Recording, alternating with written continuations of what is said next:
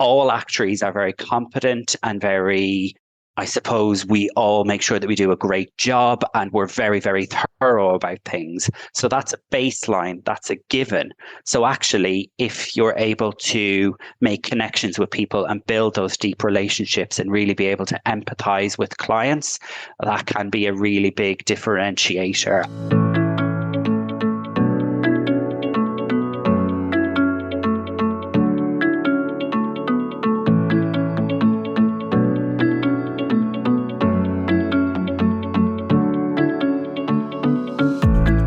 I'm Aoife and David, and welcome to the 50 Faces podcast, a podcast committed to revealing the richness and diversity of the world of investment by focusing on its people and their stories.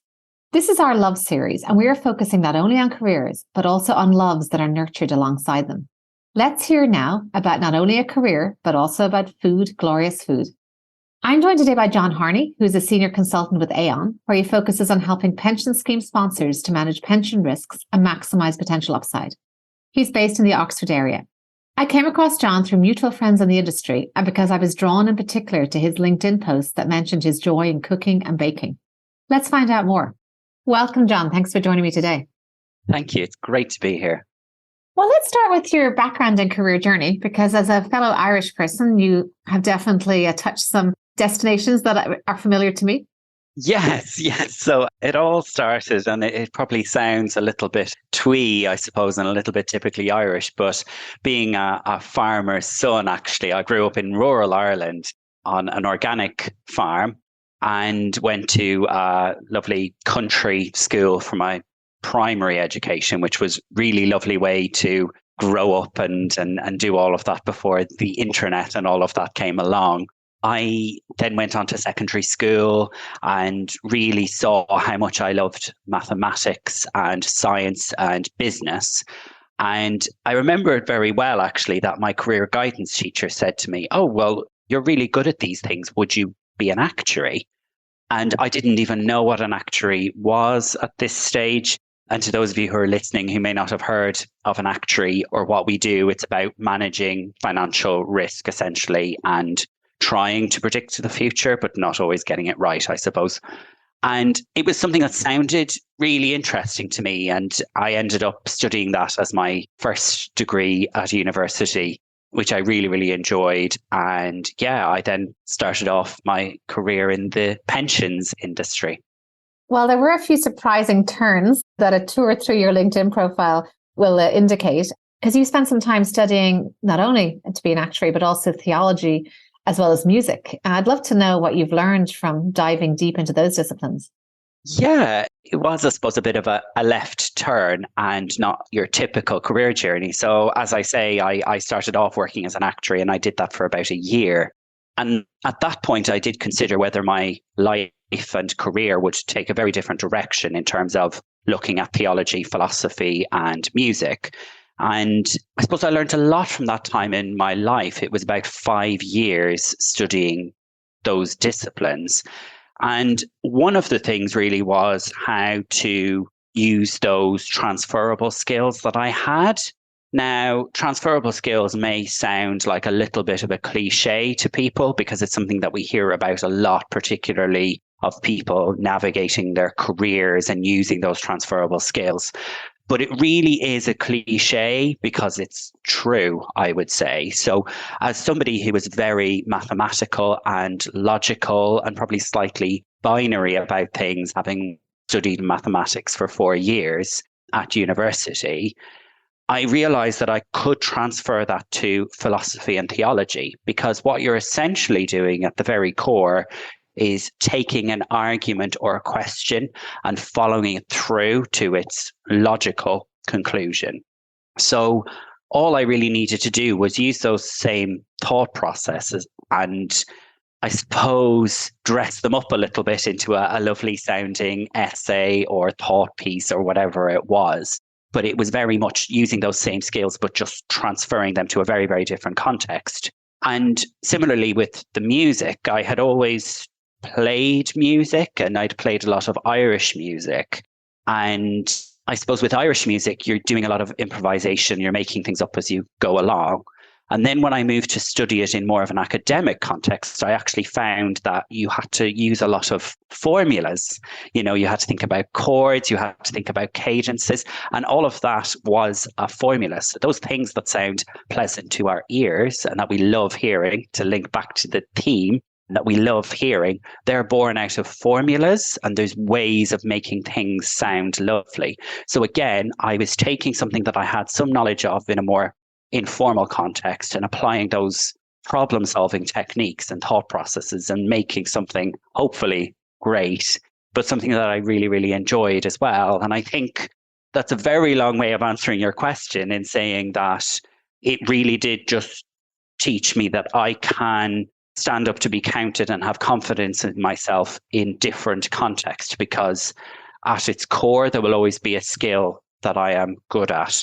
I may need to learn the specifics and I may need to drink in the context, but I'm able to carry myself and hold myself in those situations, which I think is a really great thing to have happened in my life. And after doing all of that study, I actually opted to return back to the actuarial world. As you probably heard in the intro to the listeners there, I'm working as a pensions consultant. So even though I took that kind of left turn for a little while and then returned back to the financial services sector, it's not a wasted journey, and it wasn't a waste of time. And it's given me so many skills and so much confidence, I suppose, to navigate my career and to navigate the world of pensions and investments.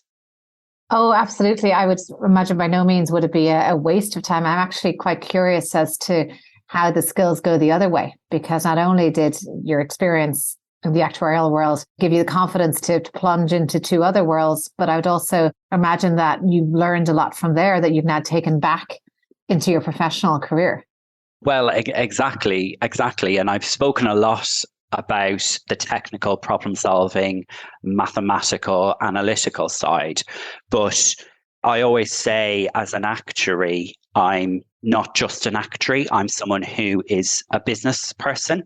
And one of those key things that I learned in that time studying philosophy and theology and music was how to forge human relationships and how to have people really trust you. And some of those kind of theological contexts that I was in, where I'd be working in hospitals and schools and parishes, and people would really trust you, and you would have to not make them trust you, but you would have to make sure that you were someone that they felt that they could go to. So in order to be able to develop those deep relationships, I had to kind of work a lot on myself. And then I was able to take all of that work and those abilities and bring them back into the business world, because as a business person, I feel like relationships and trust are the foundation of anything. I'm working in a highly competitive industry, and I suppose all actuaries are very competent and very, I suppose we all make sure that we do a great job and we're very, very thorough about things. So that's a baseline, that's a given. So actually, if you're able to make connections with people and build those deep relationships and really be able to empathize with clients, that can be a really big differentiator and a reason why my clients choose to work with me rather than other people. So it really has become, and you'll excuse the musical pun, but it really has become a string to my bow that I've been able to transfer back into the business world. I love that expression. Let's talk a little bit about the business world before we move on to your other passions. I'd love to know what's at the forefront of your mind now in the work you do with pension fund clients. What's coming up over and over again? There's a lot going on, and I think that's the thing that keeps on coming up, is just the sheer volume of things that are kind of avalanching their way towards my clients. So obviously the pandemic has had an impact, but I think even before then, what we were seeing here in the context in the UK was that there's an awful lot of regulatory scrutiny on pension funds, which is only intensifying. And on the investment side of things, obviously, there's a lot of scrutiny in terms of climate disclosures and making sure that pension funds, as very substantial holders of assets, are doing their part to combat climate change. So I think for me, what's at the forefront of my mind is metaphorically holding my client's hand and guiding them through what is quite an overwhelming environment in order to either run a pension scheme or sponsor a pension scheme. So it's very much about taking what is the big priority for them and what they should be doing about it and distilling that down and taking it step by step and not just overwhelming them with all of this. So we have seen in the UK specifically recently that a lot of pension schemes are actually in a better state now than they were perhaps a year ago. So there has been a lot of market volatility, particularly in the UK. I don't need to tell your listeners the details of that. They can infer that. But in late 2022, things moved quite substantially. And because so many of my clients are now in a better position, it's kind of a question of, well, what now? So it's really interesting kind of guiding them through all of these complications and all this market volatility and all this regulatory scrutiny and helping them keep things in the right perspective, I suppose. And that may well have led me to the post that led me to you, which was the post around, I think, some of the relaxation factor, how you de-stress in cooking and baking. And given the volatility that is the backdrop to our lives and our careers, probably more important now than ever. Can you talk us through that love and passion and where that originated? Well, it's a really good question because I've really had to think about this one. And I've always loved food. And I think part of that is growing up on a farm because you really have a sense of where things come from. And we were very fortunate that animal welfare and sustainability and everything was very at the forefront of my parents as they farmed of their minds. And that was a great example to see. So that kind of fostered a love of food. And then I was very fortunate that my sister, hopefully she won't mind me mentioning her, is a very, very accomplished cook and baker. So she has actually appeared on the Great Irish Bake Off, so a cookery baking competition in Ireland almost 10 years ago now. She appeared on that. And I suppose what that meant was I was always a little bit spoiled in that I could taste beautiful food, beautiful baking, and not actually have to play any role in preparing it. And then if we cut to the pandemic and the quarantines and lockdown rules that we all had to navigate at that time across the world. And it was a challenging time for so many people in so many ways. And I found myself keeping the rules, and my one trip of the week would be to hop in the car and queue up and go into the supermarket and pick up the weekly food shop. So it became this kind of focal point of the week. And it just got me thinking of, well, why don't I do something with this? And why don't I let this be something in itself? So I was very fortunate that I had my sister on speed dial, but also that the wonderful Nigella Lawson was launching a new book and had a new TV series at that exact time. You would swear she planned it. I bet she didn't, but it's just how it worked out. And I was able to just take the very, very little skill that I had, basically non-existent cookery skills and baking skills, and develop them and make something of this trip that I used to make every week. And the other piece of context to all of this was that I was at that point navigating the end of my actuarial exams. And those of you who are listening who have done professional exams of any type will know that they're no mean feat and they can be really, really challenging. So that was kind of another cause of, I suppose, stress and anxiety, and using this time to go to the supermarket and pick up my ingredients and come home and really just focus for maybe an hour a day on cooking something different, or just chopping or stirring or boiling things, and or just flicking through a cookbook, really became a way for me to just escape from all this complexity of the financial world and of the wider world at that point, and just really engage my brain, but in a way that was very relaxing and soothing. Actually, it was a great way for me to switch off. So I suppose it became a point where it was relaxation for me, but equally, I always had the passion for the eating side of it. So yeah, it was a real convergence of a lot of different things. And yeah, it's one positive that I'm definitely taking with me from the COVID-19 pandemic. Well, certainly the healing power of food is something we've discussed already on this podcast, and it is definitely something we all became aware of. One thing that struck me about your LinkedIn post was it seemed to suggest that the goal was not perfection.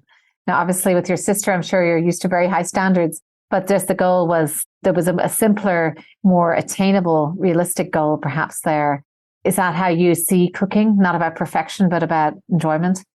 Exactly. That's exactly how I see it. And it's very much, again, referring back to Nigella Lawson as well, that's very much her philosophy, is that if you make something as best you can, you do not need to be able to chop an onion into the tiniest, most even pieces to create something that people will enjoy eating and that you will enjoy preparing. So yeah, it's very much about progress, not perfection. And I remember when I was first trying to bake bread, and bread specifically with yeast. And let's just say I had to try and eat a lot of very flat bread and try and make it taste good by toasting it. And I tried all sorts to try and bring things back. But it was that if my second loaf was a little less flat than the first one, I knew I had tweaked something and I had made progress. So I really enjoyed that sense that, I'm making a bit of progress. I'm doing something right. And I really, really enjoyed that as well, that thankfully those in my household ate every single attempt, which was very, very kind. But it was about progressing and making things better, but it's just enjoying the whole process along the way and not taking myself too seriously, because in the actuarial world and in the investment world, we tend to be quite hard on ourselves, I would say. And actually through cooking and baking, I learned to enjoy that process and to make the best of things, and I suppose not to beat myself up quite so much.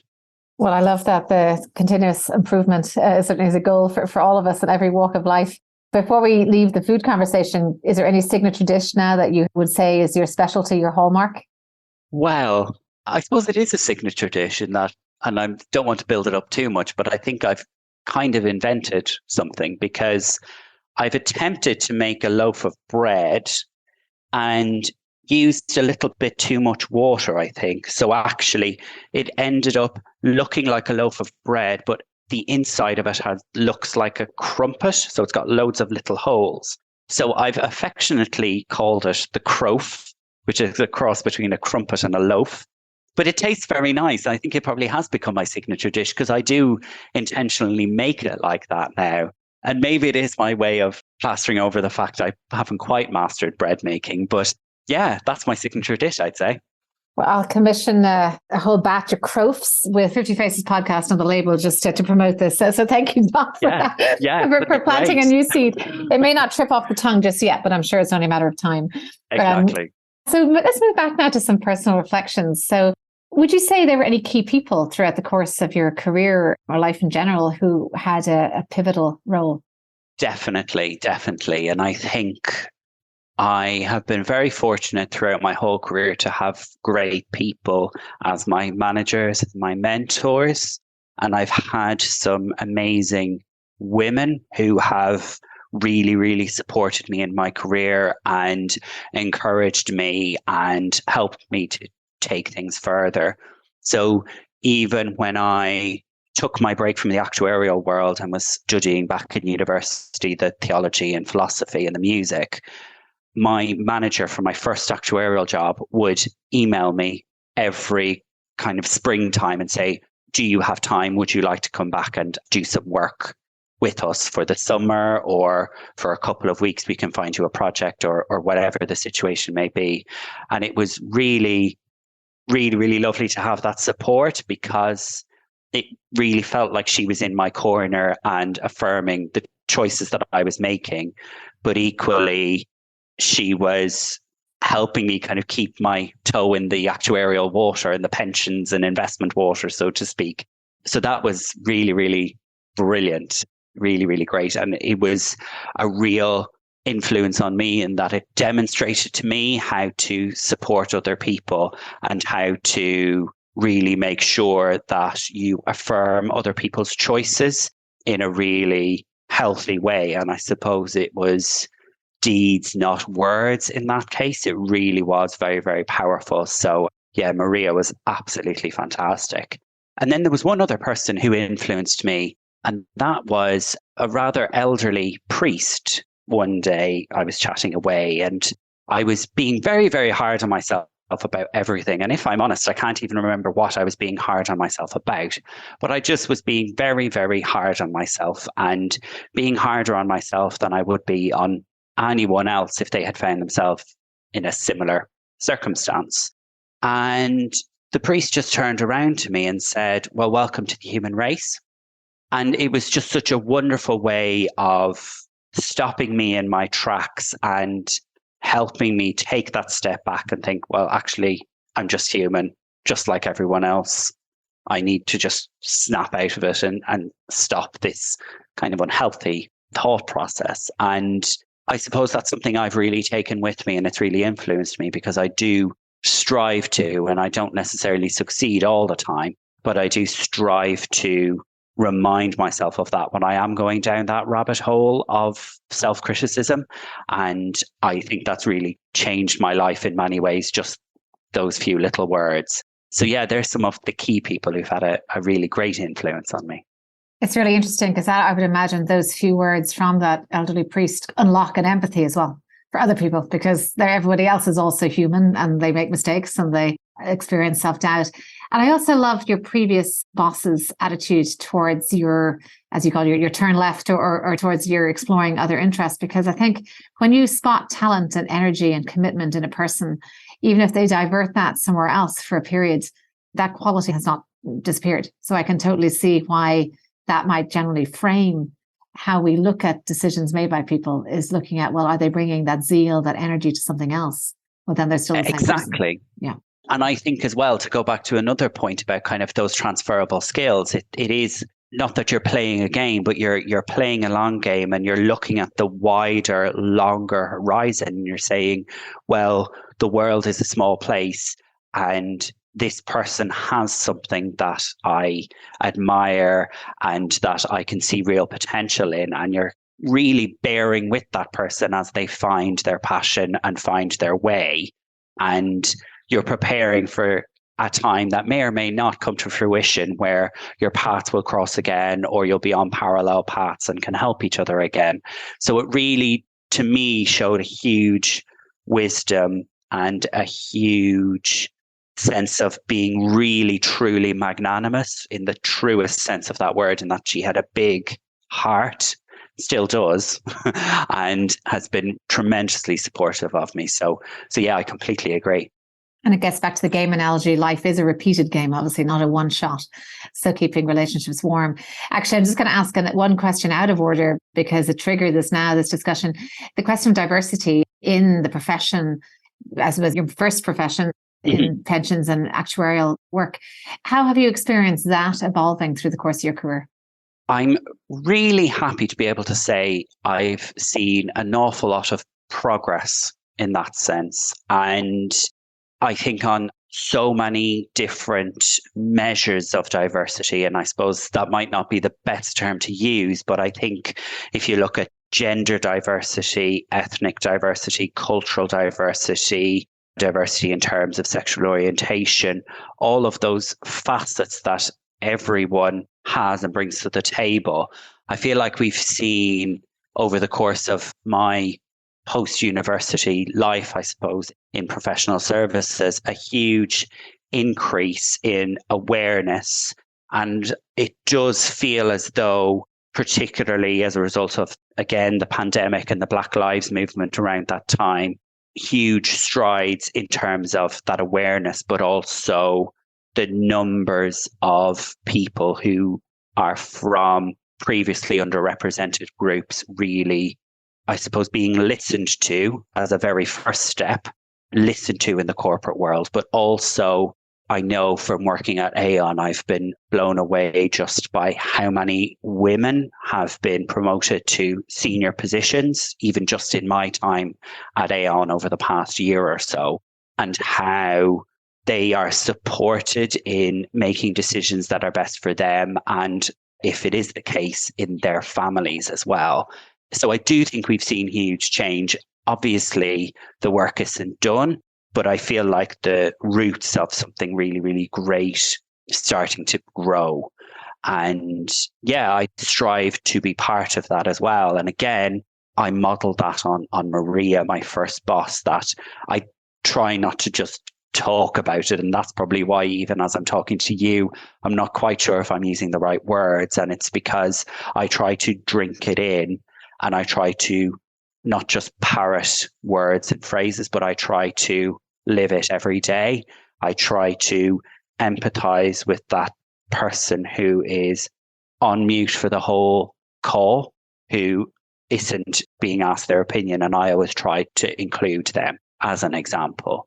So yeah, I think we've made huge progress, but I think there's a lot still to be done. And I'm excited to hopefully be part of that movement.